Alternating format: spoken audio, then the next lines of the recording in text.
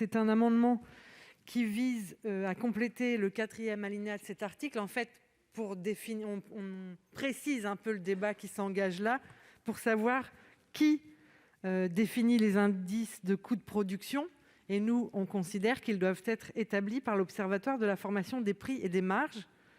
Je ne reviens pas sur toutes les insatisfactions et les insuffisances des Égalim 1 qui nous conduisent aujourd'hui à avoir ce débat et à avancer sur cette question centrale de comment on fait en sorte qu'il y ait des prix rémunérateurs pour les agriculteurs.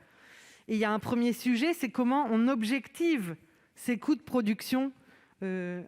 Objectiver n'étant pas forcément un mot très heureux, mais en tout cas en les rendant les plus indiscutables possibles, puisqu'évidemment, dans une négociation, chacun, et c'est de bonne guerre, essaye de défendre les intérêts de sa filière.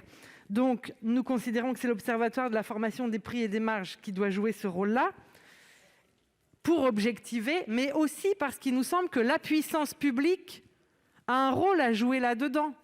On ne remet pas en cause le fait que tout ça doit se faire par contrat, mais la puissance publique ne peut pas se désintéresser de ça et doit se donner des outils pour intervenir dans cette négociation.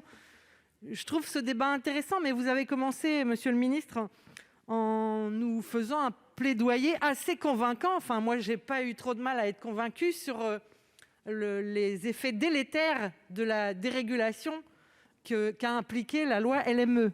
Mais maintenant, il faut quand même avancer là-dessus. Et il faut qu'on arrive à avoir des choses. Donc, il nous semble que c'est